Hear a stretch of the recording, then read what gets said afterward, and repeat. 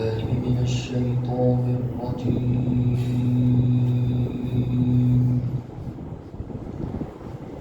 بسم الله الرحمن الرحيم.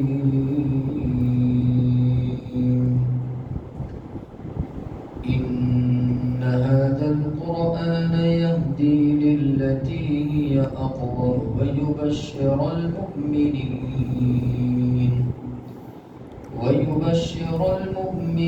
الذين يعملون الصالحات أن لهم أجرا كبيرا وأن الذين لا يؤمنون بالآخرة أعتدنا لهم عذابا أليما. ويدعو الإنسان بالشر دعاءه بالخير وكان الإنسان عجولا. وجعلنا الليل والنهار آيتين فمحونا آية الليل وجعلنا آية النهار مبصرة لتبتغوا فضلا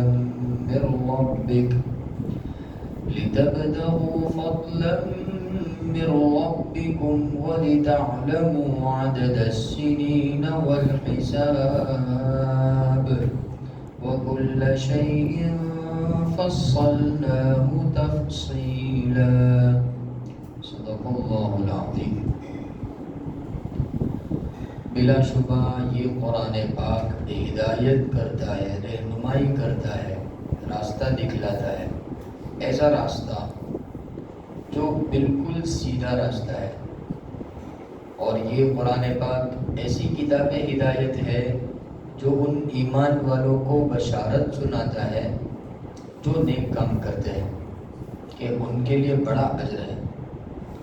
اور وہ لوگ جو آخرت پر ایمان نہیں رکھتے ہیں ان کے بارے میں یہ قرآن پاک کہتا ہے کہ ہم نے ان کے لیے دردناک عذاب تیار کر رکھا ہے.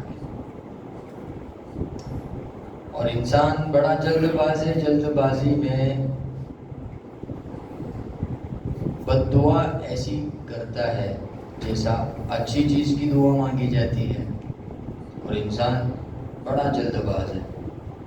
اور ہم نے رات اور دن کو اپنی نشانیاں بنایا ہے کہ رات کو ہم نے اندھیرے والا بنایا ہے اور دن کو ہم نے اجالے والا بنایا ہے تاکہ تم اپنے پروردگار کے فضل کو یعنی روزی کو تلاش کرو اور سالوں کا اور دنوں کا حساب تم جان لو. اور ہر چیز کو ہم نے تفصیل کے ساتھ بیان کیا ہے.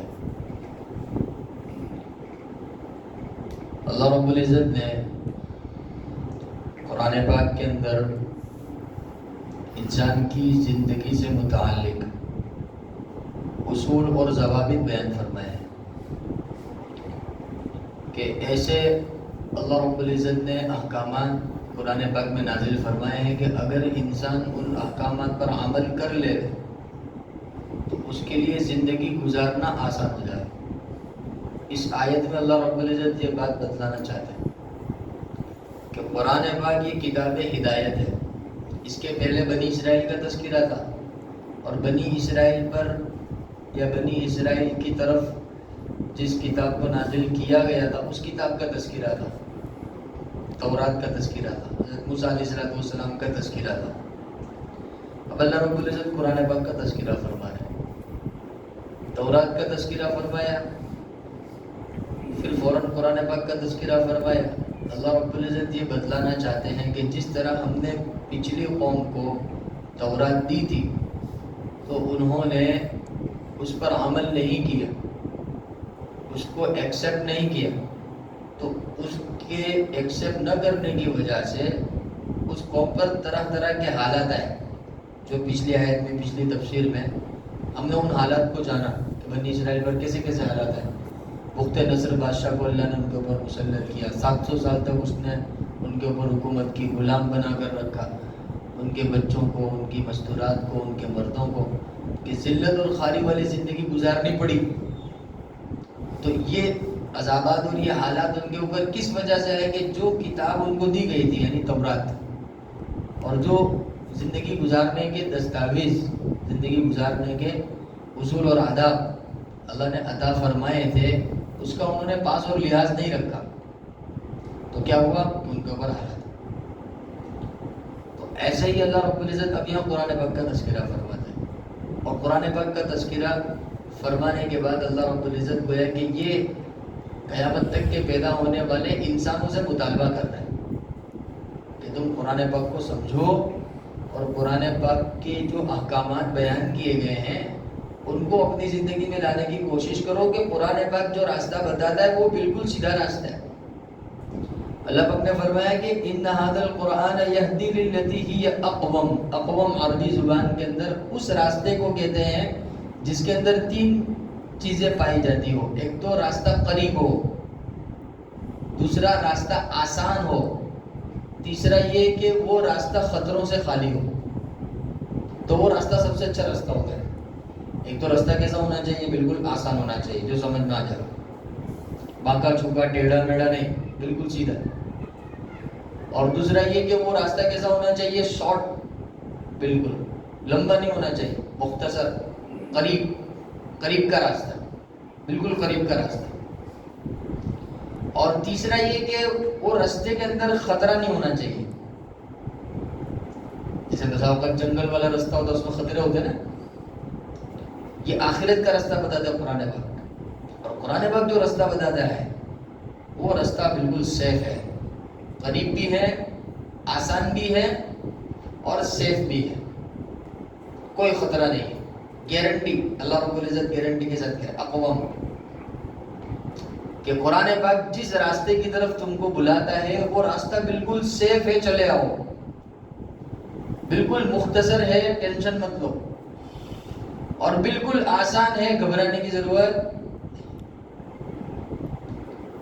شرط یہ ہے کہ قرآن پاک نے جو راستہ بتایا ہے اس راستے پر چلنا ہے، اللہ کی عبادت کرنی ہے، اللہ کے نبی صلی اللہ علیہ وسلم نے جو بتلایا ہے وہ کرنا ہے، حلال کو زندگی میں لانا ہے، حرام سے بچنا ہے، محنت کر کے کمانا ہے، ناجائز کمائی سے بچنا ہے، آنکھوں کی حفاظت ہونی چاہیے، شرمگاہ کی حفاظت ہونی چاہیے، اور رشتہ داروں کے حقوق ادا ہونے چاہیے، لوگوں کے ساتھ اچھے اخلاق، اچھا سلوک ہونا چاہیے. 5 چیزیں ہیں: اخلاقیات، معاملات، معاشرت، اور گھریلو زندگی جس کو معاشرت.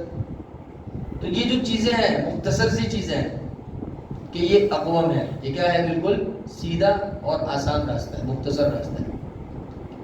تو اللہ رب العزت قرآن پاک کی صفت کو بیان فرما رہا ہے. قرآن پاک جس راستے کی ہدایت کرتا ہے اس کی صفت کو بیان فرما رہا ہے. اور قرآن پاک تو اللہ رب العزت نے قیامت تک کے پیدا ہونے والے انسانوں کے لیے نازل فرمایا. تورات تو اللہ رب العزت نے ایک خاص طبقے کے لیے نازل کی تھی نا. تورات کا دور تو ختم ہو گیا، قرآن پاک آیا. قرآن پاک سے پہلے جتنی بھی کتابیں تھیں سب کیا ہو گئی؟ منسوخ ہو گئی. اب ان کی کوئی ویلیو یعنی آتھینٹک نہیں ہے. وہ حکم امت مسلمہ پہ نافذ نہیں ہوگا. اب امت مسلمہ کے لیے آتھینٹک کیا ہے؟ قرآن پاک کہ سکہ لگا کر دے دیا اللہ کے نبی صلی اللہ علیہ وسلم کو کہ قیامت تک کے لیے یہی دستور چلے گا. تو اللہ رب العزت ہم سے مطالبہ کر رہا ہے کہ تم ایسے مت بنو جس طرح پچھلے قوموں نے، ان کو جو کتاب دی گئی تھی انہوں نے اس کی بے حرمتی کی. اس کتاب کی انہوں نے کیا کی؟ بے حرمتی کی. دیکھو بے حرمتی 2 طرح کی ہوتی ہے. بے عزتی جس کو کہتے ہیں نا، بے عزت کرنا، بے حرمتی کرنا، یہ 2 طرح کی ہوتی ہے. ایک تو بے حرمتی وہ جو لوگ قرآن پاک کے سلسلے میں کہتے ہیں، آج کل ہمارے زمانے میں ہم دیکھتے ہیں نا کہ کبھی قرآن پاک کے ساتھ ایسا سلوک کیا، کبھی کسی نے قرآن پاک کو جلا دیا، کبھی کسی نے قرآن پاک کو پھینک دیا. یہ سب بے حرمتی. ایک تو یہ بے حرمتی ہوگی. اور ایک بے حرمتی جو اس سے زیادہ بڑی بے حرمتی ہے. قرآن پاک یہ ظاہری بے حرمتی ہے، اور قرآن پاک کی ایک باطنی بے حرمتی ہے. وہ یہ ہے کہ قرآن پاک کے احکامات کو جاننے کے باوجود اس کے اوپر عمل نہ کرنا، جان بوجھ کر اس کو کیا کرنا؟ نظر انداز کرنا. کہ یہ اس سے بڑی نافرمانی ہے اور اس سے بڑی بے ادبی ہے جس میں بنی اسرائیل مبتلا ہوئے تھے. کہ بنی اسرائیل نے پہلے تو حضرت موسیٰ علیہ السلام سے مطالبہ کیا کہ اگر تم اللہ کے نبی ہو تو جاؤ ہمارے لیے اللہ کے پاس سے کوئی کتاب لے کر آؤ تو ہم تم کو مانیں گے. حضرت موسیٰ علیہ السلام نے اللہ پاک سے دعا فرمائی. اللہ رب العزت نے کہا تشریف لے آئیے. اللہ رب العزت نے بلایا 40 دن کے لیے کوہ طور پر. 40 دن کے بعد جب واپس آئے تورات لے کر آئے. ان کے مطالبے کے مطابق ان کو کتاب دی گئی تھی کہ لو بھائی تم چاہتے تھے کہ اللہ کی جانب سے کوئی کتاب آئے, کوئی دستور آئے, تو یہ رہا دستور, یہ ہے دستاویز, اس کے مطابق تمہیں زندگی گزارنی. لیکن انہوں نے اس کی پرواہ, تورات میں کیا تھا؟ تورات میں یہی تھا ایک اللہ کی عبادت کرنی ہے, اللہ کی ذات میں, اللہ کی صفات میں کسی کو شریک نہیں کرنا ہے, اللہ کی عبادت کرنی ہے. اللہ کے نبی جو ہے حضرت موسیٰ علیہ السلام کو جو بتلائے اس کو فالو کرنا ہے. اب وہ لوگ کیا کرتے تھے؟ اس کا الٹا کرتے. تو اللہ رب العزت نے ان کی حالت بیان فرمانے کے بعد فوراً قرآن پاک کا تذکرہ کیوں فرمایا؟ کیونکہ اللہ رب العزت امت مسلمہ کو یہ ایگزامپل دینا چاہتا ہے کہ دیکھو ہماری کتاب پچھلے قوموں میں بھیجی گئی تھی, انہوں نے اس کی پرواہ نہیں کی, ان کے اوپر یہ حالات آئے, یہ ہم تم کو دے رہے ہیں, تم اس کی حفاظت کرنا. ایسا نہ ہو کہ تم ان کی طرح کتاب کو بھول جاؤ اور کتاب کو پیچھے چھوڑ دو, پس پشت ڈال دو اور قرآن کی طرف کوئی تمہارے توجہ نہ رہے, ایسا نہ ہو. اس لیے اللہ رب العزت نے قرآن پاک جس راستے کی ہدایت دیتا ہے اس راستے کی صفت بیان فرمائی کہ ان ھذا القرآن, کہ یہ جو قرآن ہے یہدی, یہ ہدایت کرتا ہے, راستہ بتاتا ہے. وہ کون سا راستہ بتاتا ہے؟ التی ہی اقوم, وہ راستہ جو بالکل سیدھا ہے, مختصر ہے اور خطرات سے خالی ہے. اور دوسرا کیا؟ وَيُبَشِّرَ الْمُؤْمِنِينَ الَّذِينَ يَعْمَلُونَ الصَّالِحَاتِ, وہ ایمان والے جو اچھے عمل کرتے ہیں ان کو خوشخبری سناتا ہے. کس کی خوشخبری سناتا ہے؟ اجر کبیر کی خوشخبری سناتا ہے. اب اللہ کے فضل و کرم سے اس کے احسان سے ہم نے عشاء کی نماز پڑھ لی تو ہم گویا کہ اس آیت کریمہ کے مصداق ہیں. اللہ نے کیا فرمایا کہ وہ ایمان والے جو اچھا عمل کرتے ہیں. تو بھائی ہم نے اچھا عمل کیا کہ نہیں کیا؟ الحمدللہ کیا, اور ابھی کر رہے ہیں اچھا عمل. تو آپ یقین جانیے کہ اس آیت کریمہ کے ضمن میں ہمارا بھی اللہ کے فضل و کرم سے کیا ہے؟ شمار ہے. لہذا قرآن پاک کیا کرتا ہے؟ بشارت سناتا ہے. کس کی بشارت سناتا ہے؟ اجرن کبیرہ, بڑے اجر کی بشارت سناتا ہے. ہاں البتہ یہ مطلوب ہے کہ نیک عمل بار بار کیا جائے, ہر بار کیا جائے, جب مطالبہ ہو تب کیا جائے. جیسے دن میں 5 وقت مطالبہ ہے نا, کس کا مطالبہ ہے؟ نماز کا مطالبہ ہے. رمضان میں کس کا مطالبہ ہے؟ روزوں کا مطالبہ ہے. سال پورا ہو گیا, مال رکھا ہوا ہے, پھر کس کا مطالبہ ہے؟ زکوٰۃ کا مطالبہ ہے. مال اور زیادہ آ گیا اور موجود ہے, پھر کس کا مطالبہ ہے؟ حج کا مطالبہ ہے. اور زیادہ مال ہے, پھر کس کا مطالبہ ہے؟ صدقے کا مطالبہ ہے کہ للہ رقم خرچ کرے, رشتہ داروں پہ خرچ کرے, ضرورت مندوں پر خرچ کرے. یہ سب مطالبات ہیں اور مختصر مطالبات ہیں, لمبے چھوٹے مطالبات نہیں ہیں. 24 گھنٹے میں 5 وقت کی نماز ہے, زیادہ وقت کی نماز نہیں ہے. اور قرآن پاک پر عمل ضروری ہے. اللہ رب العزت نے قرآن پاک کو حافظ کر لینا, حفظ کر لینا فرض قرار نہیں دیا کہ بھئی یہ بازل ہو گئے کیا ہو جاتا ہے؟ مشکل ہو جاتا ہے. آسان کہ بھئی چلو سمجھنا آسان ہے, قرآن پاک کو پڑھنا کیا ہے؟ آسان ہے. قرآن پاک کو سمجھنا کیا ہے؟ آسان ہے, بے انتہا آسان ہے. اللہ پاک کہہ رہے ہیں. اب جو چیز اللہ رب العزت کہتے ہیں تو وہ فائنلی ہے نا, اس میں کسی طرح شک کی گنجائش رہتی ہے. اللہ پاک کہہ رہا ہے کہ لقد یسرنا القرآن, ہم نے قرآن پاک کو کیسا نازل کیا ہے؟ آسان نازل کیا. ہاں شرط ہے اس کو سمجھنے کی اندر سے دھگس ہونی چاہیے, اندر کی طلب ہونی چاہیے. آدمی کی اندر طلب ہوتی ہے تو اس کے لیے کام کیا ہو جاتا ہے؟ آسان ہو جاتا ہے. آج کا زمانے میں تو کیا نیٹ کا زمانہ ہے, پوری دنیا کی کارگزاری ہمارے سامنے. لوگ کیسے کیسے ریکارڈ قائم کرتے ہیں. وہ ایک بک چلتی ہے نا, گنیز بک بولتے ہیں, اس کے اندر اپنا ریکارڈ قائم کروانے کے لیے پتہ نہیں لوگ کیسی کیسی محنتیں کرتے ہیں, کیسی کیسی مشقتیں برداشت کرتے ہیں. ہاں کوئی کیا کر رہا ہے, کوئی کیا بنا رہا ہے, کوئی کیسا مجاہدہ کر رہا ہے. تو قرآن پاک تو اتنا آسان ہے کہ آدمی 24 گھنٹے کے اندر تھوڑا سا وقت فارغ کر کے اس کو لے کے بیٹھ جائے. نہیں جانتے تو جو جاننے والے ان کے پاس بیٹھ جائے, ان سے پوچھ لے بھائی سورہ فاتحہ روزانہ نماز کے اندر پڑھتے ہیں, ذرا بتاؤ تو صحیح سورہ فاتحہ کا مطلب کیا ہے؟ غیر المغضوب علیہم ولا الضالین کا مفہوم کیا ہے؟ اہدنا الصراط المستقیم صراط الذین انعمت علیہم. اللہ کیا بتلانا چاہتا ہے؟ الف لام میم ذالک الکتاب, اللہ کیا کہنا چاہتا ہے؟ تو یہ کرنے کا کام ہے. اللہ رب العزت وہ اس کی بشارت سناتا ہے. ایسا ایمان والوں کو کہ آپ خوشخبری سنا دیجئے, یعنی قرآن پاک کے ذریعے, کہ قرآن پاک کی خوشخبری سناتا ہے. کیا سناتا ہے؟ کن لوگوں کو سناتا ہے؟ الذین یعملون الصالحات, جو نیک عمل کرتے ہیں وہ ایمان والے. ان کو ان لہم اجرا کبیرا, اب اس میں بشارت دو طرح کی، ایک دنیاوی بشارت ہے، ایک اخروی بشارت ہے۔ اخروی بشارت تو ہے ہی ہے، اس میں تو انشاءاللہ تعالی جنت میں داخلہ ہے ہی ہے، ایمان والے ہیں تو جنت ہے۔ بھائی جنت کو کس کے لیے پیدا کیا اللہ پاک نے؟ ایمان والوں کے پیدا کیا انشاءاللہ تعالی۔ اللہ رب العزت نے چاہا تو ایمان کے بدلے میں، ایمان کے صدقے طفیل میں اللہ رب العزت جنت عطا فرمائے گا۔ دنیا کے مسائل بھی اللہ آسان فرما دے گا، دنیا کے مسائل بھی کیا فرما دے گا؟ ہاں، پر تھوڑا سا انتظار، تھوڑا سا کیا ہے؟ انتظار۔ آگے اللہ رب العزت اسی کو بیان فرمائے کہ انسان ہے نا جلد باز ہے، انسان کیا ہے؟ جلد باز ہے۔ جلد بازی کے اندر وہ غلط فیصلہ کر دیتے ہیں۔ اللہ کے نبی صلی اللہ علیہ وسلم کے زمانے میں ایک کافر تھا نضر بن حارث، تو اس کی دعا کو اللہ رب العزت نے یہاں بیان فرمایا کہ پہلے تو یہ فرمایا کہ ایمان والے جو ہے ان کے لیے اجر کبیر ہے، اور جو ایمان والے نہیں ہے ان الذین لا یؤمنون بالآخرہ، جو آخرت کو نہیں مانتے ہیں تو ہم نے ان کے لیے کیا کر رکھا ہے؟ دردناک عذاب تیار کر رکھا ہے۔ پھر وہ جو نضر بن حارث تھا وہ اللہ سے ایسی دعا مانگ، اللہ کے نبی صلی اللہ علیہ وسلم نے جب نبوت کا دعویٰ کیا، لوگوں کو بلایا، قوموں کے اندر جا کر اللہ کے نبی دعوت دیتے تھے۔ کتابوں میں لکھا ہے، حدیث میں آتا ہے، اس میں اللہ کے نبی صلی اللہ علیہ وسلم کا عمل صحابہ کرام بیان فرماتے ہیں کہ ہم نے اللہ کے نبی صلی اللہ علیہ وسلم کو دیکھا جب حج کا موسم آتا تو حج کے موسم میں اس زمانے میں تمام طرح کے قبائل جو ہے وہ مینا کے اور مزدلفہ کے اطراف میں خیمے لگا کر حاضر ہو جاتے تھے۔ اللہ کے نبی صلی اللہ علیہ وسلم ایک ایک قبیلے کو تلاش کر کے ان کے بارے میں جان کر کے ان کے بارے میں پوچھ کر کے ان کے خیمے میں جاتے اور ان کو دین کی دعوت دیتے۔ تو کئی سارے خیموں میں اللہ کے نبی صلی اللہ علیہ وسلم گئے، لیکن لوگوں نے اللہ کے نبی صلی اللہ علیہ وسلم کی بات کو نہیں مانا۔ ایسا ہی بنی عامر کا ایک قبیلہ تھا، وہاں اللہ کے نبی صلی اللہ علیہ وسلم گئے، اللہ کے نبی صلی اللہ علیہ وسلم نے ان کو دین کی دعوت دی۔ ان کے درمیان ایک بڈھا آدمی تھا، 120 سال کا آدمی تھا، وہ اللہ کے نبی صلی اللہ علیہ وسلم کی بات کو سننے کے بعد اللہ کے نبی صلی اللہ علیہ وسلم کو برا بھلا کہنے لگا، اور کہنے لگا کہ تم کو ہم سے زیادہ تمہاری قوم جانتی ہے، جب تمہاری قوم تم کو ماننے کے لیے تیار نہیں تو ہم کیوں مانیں؟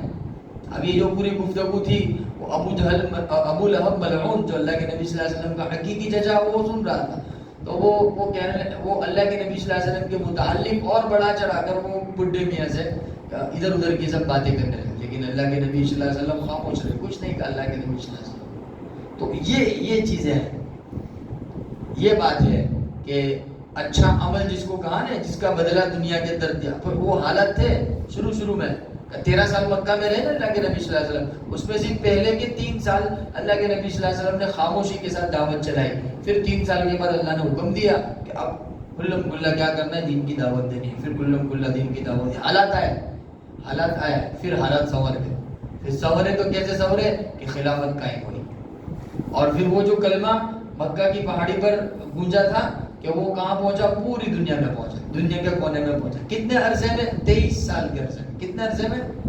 تو اللہ رب العزت وہی کہنا چاہتے ہیں یہاں، اللہ رب العزت آگے ارشاد فرمایا یدعو الانسان بالشر دعاءه بالخیر وکان الانسان عجولا، انسان کو جلد بازی کے ساتھ فیصلہ نہیں کرنا چاہیے، حالانکہ انسان جلد بازی کر دیتا ہے اور جلد بازی کے اندر وہ اپنا ہی نقصان کر بیٹھتا ہے۔ اس لیے کتابوں میں لکھا ہے اس آیت کریمہ کے ضمن میں کہ جب اللہ رب العزت سے دعا مانگے تو اللہ رب العزت سے ہدایت اور عافیت مانگنی چاہیے۔ کیا مانگنی چاہیے؟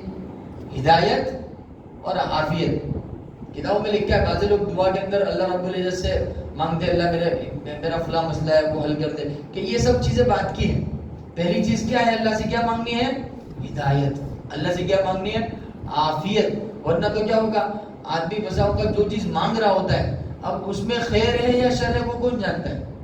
اللہ رب العزت جانتا ہے، ہم تو جانتے نہیں ہیں، لیکن ہم بار بار مانگ رہے ہیں۔ تو اللہ رب العزت کا احسان ہے، اللہ کا کرم ہے کہ اللہ اس کو قبول نہیں کرتا ہے، ورنہ اس کے اندر جو شر چھپا ہوا ہے اگر وہ دعا قبول ہو جاوے تو پھر آدمی اپنی ہی دعا کی وجہ سے کیا ہو جاوے؟ ناکام ہو جاوے۔ اس لیے حدیث کے اندر لکھا ہے کل قیامت کے دن اللہ رب العزت ایمان والوں کو بلائے گا اور اس کے اکاؤنٹ کو کھولا جائے گا، بھئی ان کا اکاؤنٹ کھولو، آگے اکاؤنٹ کا تذکرہ ہے، آگے عمل نامے انشاءاللہ آئندہ تفسیر میں آئے گی اس کی تفسیر۔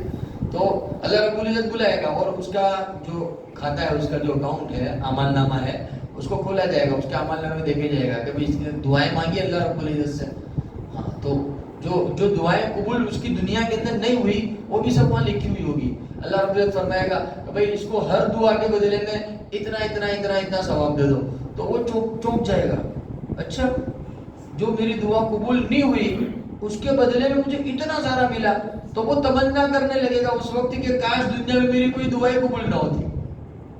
وہ کیا تمنا کرے گا اس وقت؟ اللہ اس کو ایک دعا قبول نہ ہونے پر اتنا عطا فرمائے گا اس وقت. اور اللہ رب العزت کی اس عطا کو دیکھ کر وہ ایمان والا کہے گا کہ کاش دنیا کے اندر میری کوئی دعا قبول ہی نہ ہوتی. تو اس کے لیے اللہ رب العزت سے جب دعا مانگے تو یہ عافیت اور ہدایت، یہ دو چیزیں اللہ کے نبی صلی اللہ علیہ وسلم نے صحابہ کرام کو ارشاد فرمایا. صحابی مانگ رہے تھے، اللہ کے نبی صلی اللہ علیہ وسلم نے فرمایا کہ اللہ سے عافیت مانگو. کیا مانگو اللہ پاک سے؟ کیا کہو؟ اے اللہ رب العزت اگر میرے لیے اس میں عافیت ہے تو عطا فرما دے. اے اللہ رب العزت مجھے ہدایت عطا فرما دے، مجھے سیدھا راستہ عطا فرما دے. تو یہ دو لفظ ایسے ہیں، اس کے اندر سب آ گیا. اس میں دنیا بھی آ گئی اور اس میں کیا آ گئی؟ آخرت. اللہ رب عافیت والی روزی عطا فرما دے. اب خالی روزی مانگ، اللہ روزی دے دے، اللہ روزی دے دے، اللہ مکان دے دے، اللہ یہ دے دے، اللہ وہ دے دے. عافیت تو بول نہیں دے اللہ کا بندہ. تو اب وہ کیا ہوگا کہ اس کے بیک گراؤنڈ میں شر ہے یا برائی ہے یا اچھائی ہے، وہ کون جانتا ہے؟ اللہ جانتا ہے. تو اس کے لیے کیا مانگنی ہے اللہ رب العزت سے؟ عافیت مانگنی ہے. اب وہ نضر بن حارث جو تھا وہ اللہ کے نبی صلی اللہ علیہ وسلم کی مخالفت کرنے والا تھا. اب وہ اللہ کے نبی صلی اللہ علیہ وسلم کی ایسی دین کی دعوت وغیرہ دیکھ کر وہ اللہ سے دعا مانگ رہے ہیں، سب کو دکھانے کے لیے، سب کو بتانے کے لیے کہ اللہ رب العزت اللہ سے دعا مانگ رہے ہیں. حالانکہ وہ اللہ کو تو مانتے ہی تھے، اللہ کے نبی کو نہیں مانتے تھے. تو اللہ کے نبی کو نہ ماننے کی وجہ سے وہ کافر ٹھہرے. تو کیا دعا مانگتا تھا کہ اللہ رب العزت ان ھذا هو الحق من عندک، کہ اگر یہ جو محمد جو کہہ رہے ہیں اگر یہ بالکل حق ہے، ابھی اتنا بھی عذاب علیم، تو تو ہم پر عذاب نازل کر دے. تو اس کو دعا کیا مانگنی چاہیے تھی کہ اگر یہ حق ہے تو مجھے ہدایت عطا فرما، مجھے اس حق کی پیروی کرنے کی توفیق عطا فرما. اس کو یہ دعا مانگنی چاہیے. وہ مخالفت کے اندر، جلد بازی کے اندر یہ دعا اللہ نے آیت نازل فرمایا قرآن پاک کہ ابھی اتنا بھی عذاب علیم. کیا کہنے لگا کہ ہم پر عذاب نازل کر دے اگر یہ حق ہے. یہ کیا بات ہے؟ یہ جلد بازی کے اندر اس نے ایسی دعا مانگ لی، اب وہ اس کو ہدایت ملی نہیں. اگر وہ یہ دعا مانگتا کہ اللہ رب العزت یہ حق ہے تو مجھے اس کی ہدایت کی توفیق عطا فرما. تو عافیت اور ہدایت یہ دو چیزیں اپنی دعاؤں کے اندر شامل کرنا ہے اور ہر دعا کے اندر اس کو مانگنا ہے انشاءاللہ تعالی. ٹھیک ہے انشاءاللہ تعالی. تو آج کی تفسیر میں دو باتیں آ گئی. ایک بات تو قرآن پاک کے تعلق سے اللہ رب العزت نے کہا کہ اشارہ کیا کہ جس طرح پچھلے قوموں پر ہم نے تورات نازل فرمائی اور انہوں نے اس کو ایکسیپٹ نہیں کیا، اس کو رسپانس نہیں دیا، تو پھر ہم نے کیا کر دیا؟ اپنے عباد اللہ اولی بأس شدید فجاسوا خلال الدیار، اپنے سخت ترین بندوں کو ان کے اوپر مسلط کر دیا، لہذا ان کے حالت خراب ہو گئے. تو اب اللہ رب العزت نے قرآن پاک عطا فرمایا ہم کو. اب اللہ پاک چاہتا ہے، اللہ پاک کہتا ہے کہ یہ قرآن پاک سیدھا راستہ بتاتا ہے، اس کو تم فالو کر لو تو تم کیا ہو جاؤ گے؟ اجر کبیر، دنیا کے اندر بھی اور آخرت کے اندر. اور ویسے بھی دنیا کی زندگی ہے ہی کتنی. اللہ کے نبی صلی اللہ علیہ وسلم کی حدیث ہے کہ میری امت کی عمر 60-70 سال کے بیچ کی. اب 60-70 سال میں بھی 15 سال تو بلوغت سے پہلے کے نکالتا، تو اس وقت تو کوئی حکم ہے ہی نہیں نا بالغ ہونے سے پہلے. تو بھائی جب تک بالغ نہیں ہوتا وہاں تک نماز فرض نہیں ہے، حج فرض نہیں ہے، زکوٰۃ فرض نہیں ہے، کچھ بھی فرض نہیں ہے. تو 15 سال تو 60 سال میں سے 15 سال وہ نکال دو. پھر وہ جو اوپر کے جو بچے ہیں اب اس کے اندر سے رات تو سونا ہی ہے، رات تو کیا ہے؟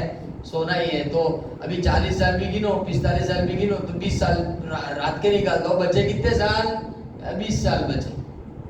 اب 20 سال کے اندر بھی نمازیں کتنی آتے شمار کرو تو بھی اتنی نمازیں. زکوٰۃ کتنی ادا کرنے کے بعد اتنی ادا کرو. بھائی حج کتنا کرنے کے؟ ایک مرتبہ حج.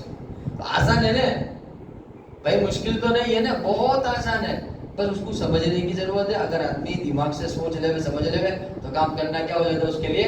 یہ پہلی چیز اللہ رب العزت. اور دوسری چیز کہ انسان جب دعا مانگے، خاص طور پر ایمان والا، تو دعا کے اندر دو چیزیں مانگے. کس کو مانگے؟ ہدایت کو مانگے اور عافیت کو مانگے. اللہ رب العزت قبول فرما، منظور فرما. آئندہ تفسیر انشاءاللہ. سبحان اللہ.